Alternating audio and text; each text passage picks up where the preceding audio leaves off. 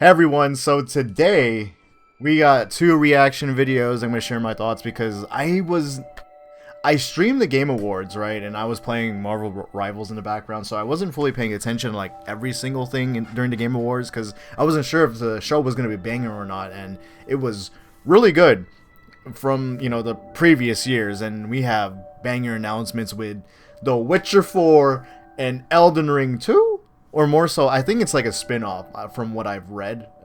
IGN did like an interview with one of the directors of Night Reign. So we'll be reacting to actual in-game graphics. Well, we'll see. Well, Witcher 4 apparently was rendered using the Unreal Engine for this cinematic trailer. We'll look into it because, as you know, see right here, a cinematic trailer pre-rendered in Unreal Engine 5 on an unannounced NVIDIA GeForce RTX GPU, so most likely like the 50 series. This is most likely a next-gen game or near the end of the PS5's lifespan, you could say, or cycle. So I would say like, what, 2027, 2028? Maybe. We'll see. Two videos we'll be reacting to. I'll share my thoughts about it because I was really hyped when I both saw these games. I did not expect to see Elden Ring 2. I didn't really expect to see The Witcher 4 because, they're in development. I thought they were going to show some gameplay or whatever. But this is also another nice alternative because I'm very attached to the Witcher franchise overall. And yeah, let's just watch it. I didn't really get to watch it when I was preparing my live stream yesterday because this was playing as I was preparing the live stream. I've watched ye grow from a devilishly curious child into a remarkably young lass with much grace, wisdom, and kindness. Take the easy times what shape us, nay. As soon as I saw the sword, I was like, okay, this is The Witcher. And also, like, I'm not gonna lie, Witcher, when it comes to nudity, they're not really afraid to show that too. When it comes to CDPR, so I was like, wait a minute, medieval, nudity, and swords? Oh, okay. The Witcher. I'm sorry, like, that's how I... What does that for us? Even heart of gold. You've the spirit to overcome adversities aplenty. Darling. Sweeten.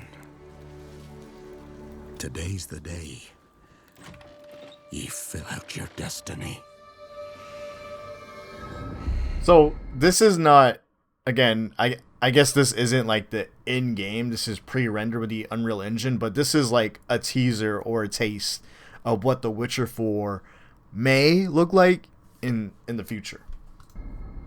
I mean, The Witcher 3 next-gen upgraded array looks fantastic, so if we're even going more next-gen and pushing more of the technology, honestly, like, I was fine with how this generation or last generation of games look when it comes to realism, but goddamn, we may even see more realism with visuals and tech, within tech. Forgive me, daughter. 'Twere my only choice. I shall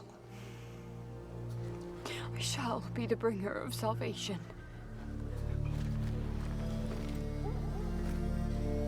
A witcher?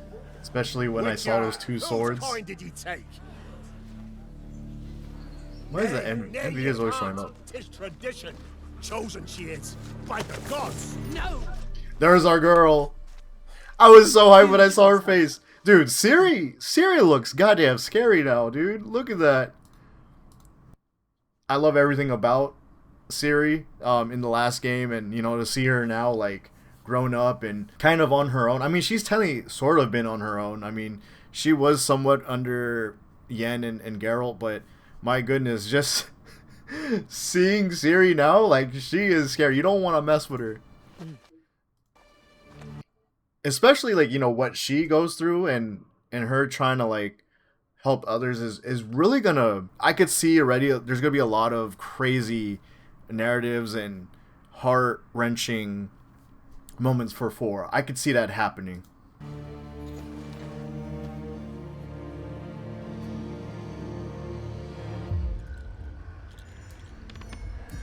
Especially, like, again, if you know the backstory of Ciri, just seeing her from The Witcher 3, and then now her actually having her own game, it's gonna be like full circle moment.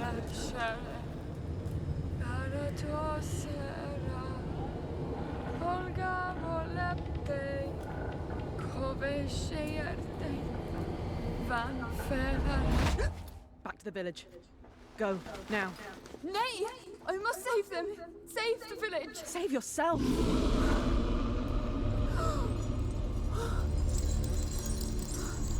Run!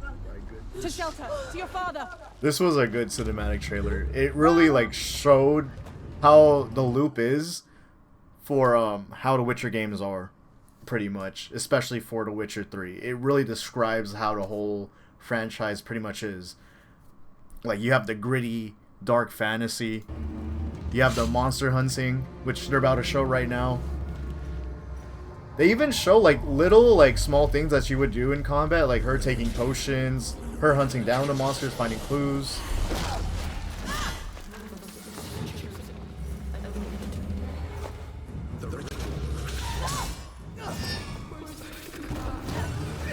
And each monster is, like, different. Like, some have certain special abilities that could affect you, so there's some sort of counters that you'll bump into. See, she just took a potion. I think this is like the cat's eye vision. I could be completely wrong, where you're able to see through the dark. At this case, maybe with her it's the mist. I'm not sure. But here we go. I know we all had a problem with The Witcher 3's combat, even when I first played. If I never gave it a chance back in 2019, because that's when I actually first played it, because one of my friends told me I should try it out, so I did. And it was also on sale. I got the whole game, right? Well, along with all the DLCs for like $15. Dude, that was the best purchase I ever made in my life, because I've been looking for games like this that really have great depth of story, but also in terms of like gameplay experience, your choices matter in your playthrough, and you could go through a variety of scenarios. I was very impressed when I initially played the game back in 2019. The only thing I had a problem with was the combat. It was just very weird. It was very simple. There was not as much depth, you could say. If it was, I mean, there was depth in terms of its stats and all that, but like, it was a little bit janky. But the overall experience is great, so I was like, I couldn't leave the game at all. If I didn't bother to spend over 10 hours of the game, then man, I would have been missing out on a lot. Because I was very patient with the game. The first 10 hours was bad for me. I was planning to leave the game already, but glad I gave it a chance, because I continued with it, and I think I continued with it, and then I played for about like 150 hours total playtime with all the DLCs. Great game. So I feel like this game may be like, maybe the combat's more polished, maybe it leans more, it may be more like Monster Hunter.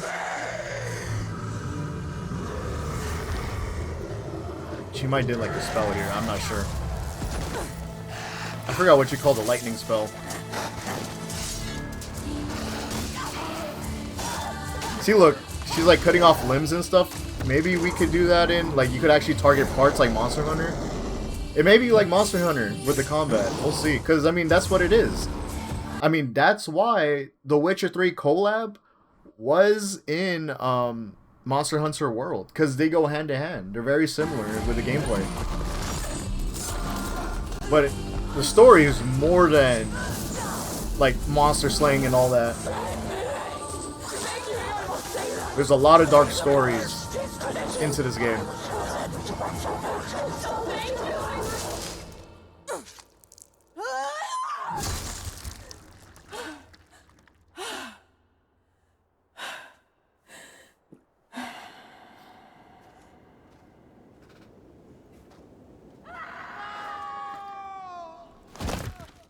And as you see there, like every time you hunt a monster, you always get the proof or whatever to show to the people that you got the monsters by cutting off their head. But also in terms of gameplay in The Witcher 3, they have like little slight abilities if you equip the their head.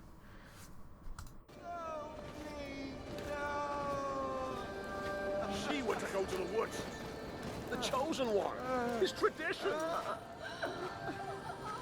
Oh no, no, no. It's unfortunate because the father pretty much hired, I think, Ciri for this little quest, right? To help save his daughter, but in the end, it's still the same outcome. So, this is pretty much how a lot of the Witcher 3 quests you're gonna go through.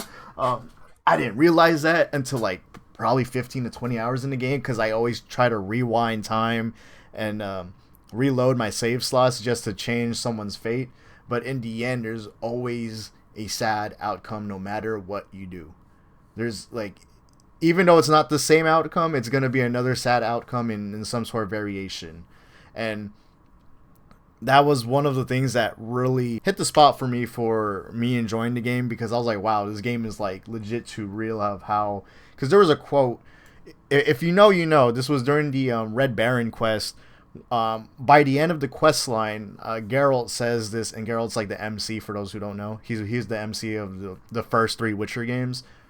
He says that you can't like go back to your decisions and play God. You just have to deal with it and keep doing what's best of what you do or what you think, somewhere along those lines. And that really resonated with me as I played throughout the game, and it was just captivating because how the story was written and how it was so meta because of how I did everything to just make things fine for everybody, for these NPCs, and then I get hit with that quote that I can't really do anything. It's just, it's unavoidable. There's always going to be problems. And this is the loop of The Witcher when you're in this dark fantasy. Like, even if you try to do what's best at that moment, you end up with decisions like this, or see these scenarios like this where, let's just say, like, we have a quest like this and the same exact quest, right? And this is one of the outcomes where the daughter dies. But there's probably another outcome is that if you don't really bother to help, then something else might happen. Maybe the father might die. Maybe the daughter's still gonna die, but from the monster or in some sort of way. I don't know. Or like there's some sort of domino effect with the characters within that quest that lead to a greater negative outcome. There's so many scenarios that CDPR has thought of, and it's just like, damn, he's like, you really can't do anything, and you're just deciding what's best of like for these people or within this scenario. Oh no, no. But it seems that like they killed her here. The mob of people when she came back. Because if you look at the father, they hit him right here. That's all we wanted. For her to go to the woods. Yeah, because they wanted her to go. Gods? Yeah, they wanted her to go to the gods, but most likely she was just being like sacrificed. That's what I Go assume. to the gods. Gods? There are no gods here. There are only monsters. See, I like this series. This series is scary, man. Like, she's actually the perfect Witcher, but people are complaining about her. And it doesn't make sense because if you actually played the game, if you actually know the books, she is the main story. She is Geralt's purpose. They're already building. One of the endings of The Witcher 3 is that she becomes. Sorry, it's a little bit of a spoiler, but one of the endings of The Witcher 3, she becomes a Witcher. She's literally under Geralt. She is raised by Geralt and Yennefer. There are no gods here. But this is perfect. I like her character.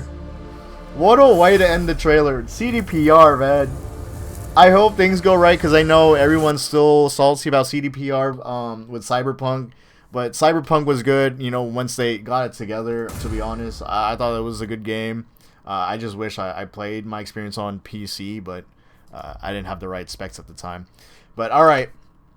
That's all I gotta say for The Witcher 4. I'm just hyped. I hope to see some gameplay within a few years. I don't expect to see it very soon, but I'll be surprised if I do. They also are remaking The Witcher 1, so I'm very curious how that's going, and I wonder when we're gonna see that, because I would love to see the Witcher 1, because I played all the Witcher games. I was able, when I got my PC back in 2020, one of the first games I played on my PC was 2 and the Witcher 1.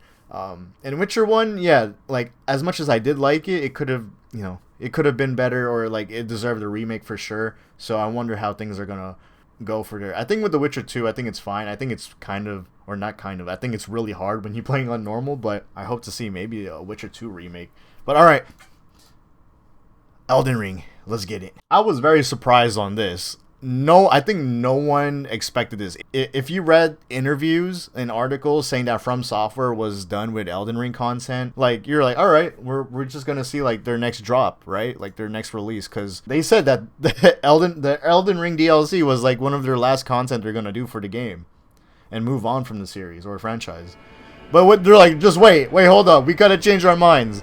I assume the reason why Elden Ring DLC, the expansion, because the expansion isn't like yes, it is big for an expansion, don't get me wrong, but I don't think, like, because it took 2 years, but I feel like this was co-developed along with Shao the Erdtree, which is why it took 2 years for them to drop the DLC.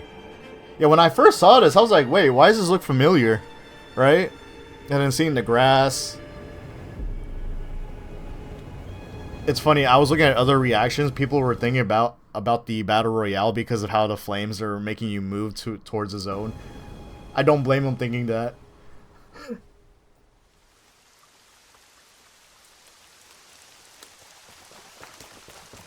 But I think as soon as I saw the Grace, I was like, oh damn. I was like, they're really making a sequel.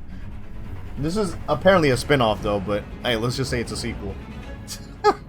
Because I'm like, they even bothered to make a game again. Like, damn.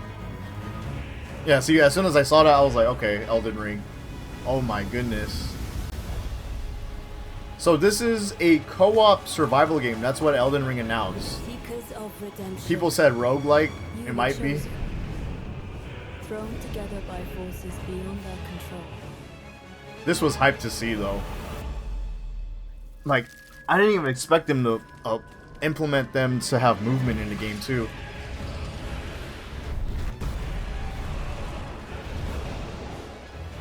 See, because over here, like, people are jumping one enemy.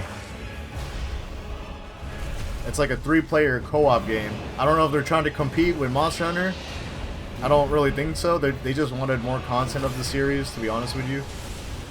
Since Elden Ring made a lot of money. They're like, yeah, we can make something small must be averted. before we move on. I wonder what the lore is going to be about. It seems that this is about, like, Melania's people. Like, they have similar armor sets of Melania. See? The helmet. The helmet, the mask. I wonder who's this. Probably someone else. She sounds like, what was her name? Melina? And for that, I need your help.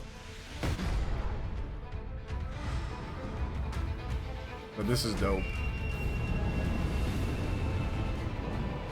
Look at that. See, like, sometimes there's only one person when you're traversing, or when I wonder if like you're able to like still roam around like Elden Ring, because like there's one person just traveling. And I wonder if the game is possible playing by yourself, because that might be an issue if the game is required for like 3 people. I hope they don't balance the bosses like that. But yeah, I was very surprised with the movement here. You got wall running, you got flying. The night is far from over. So apparently this is one of the bosses from DS3. I haven't played DS3. I need to now to understand this boss. But people were shocked to see this boss. I didn't have a reaction to this because again, I only played, before Elden Ring, I only played Demon Souls. I haven't played any of the Dark Souls games yet. Little pillager, bent on stacking Peace. gold. I will swat away any and all who dare. See, this is the round table. And then look, the three dogs, it's a 3v3 over here. I was just surprised. Like, they look like they're fighting at Radon's field. And prepare to It looks like it. But it's probably not. But this was hype, man. band together and prepare to claim.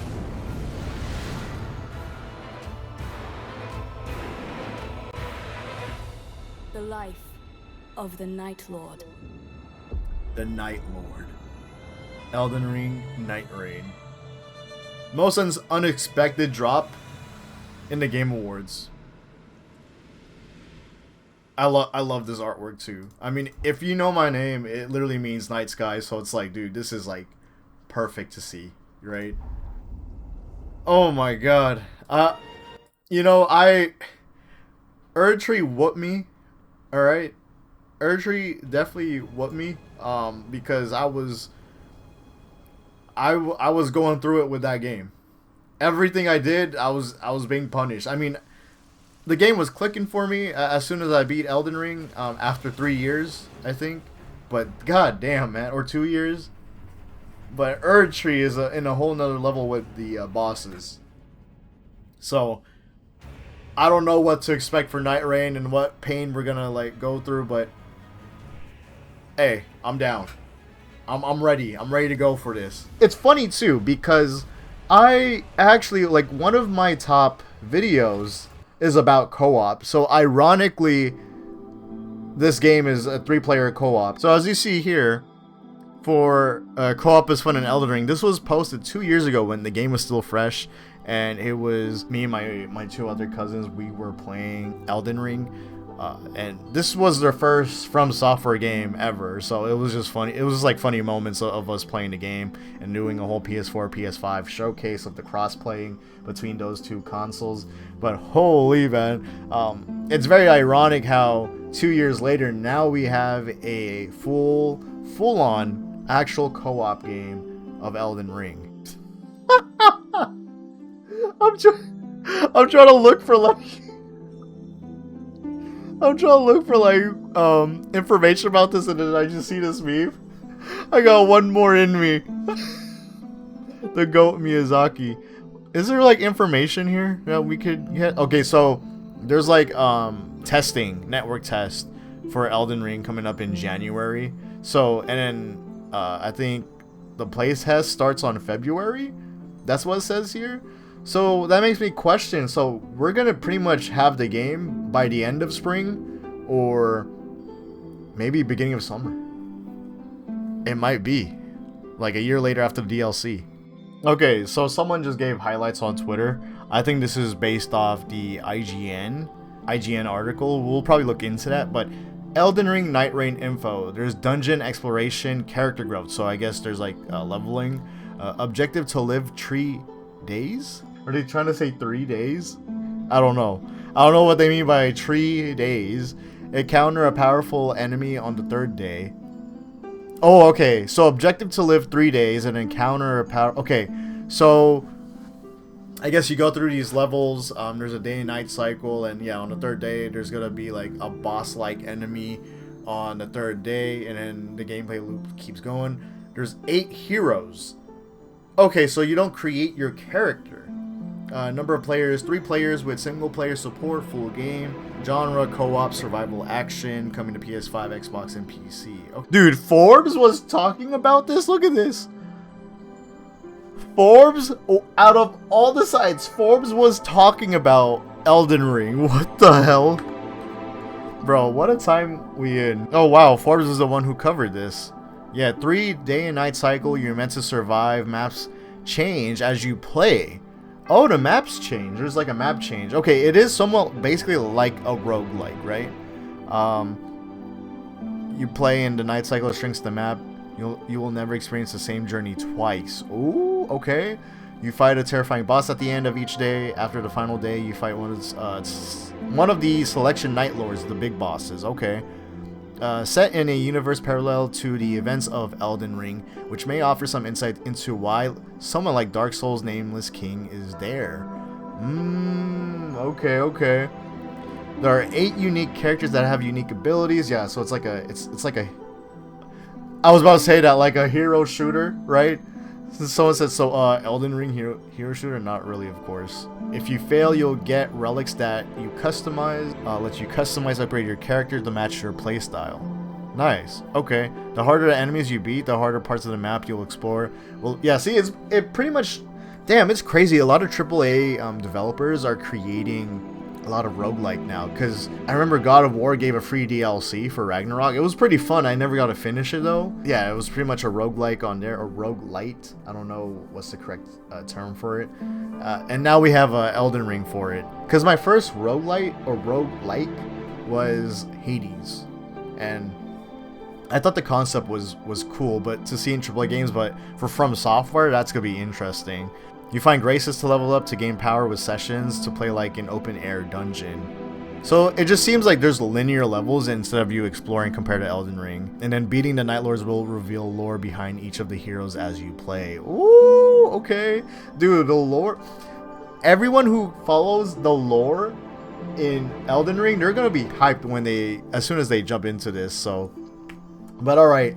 Thank you guys for tuning in with me about the coverage of Elden Ring and The Witcher 4. I'm hyped for both of these games because I didn't have a good start with Elden Ring because I got burnt out of From Software games, because I immediately play Elden Ring after playing Demon Souls, and Demon Souls whooped me a lot.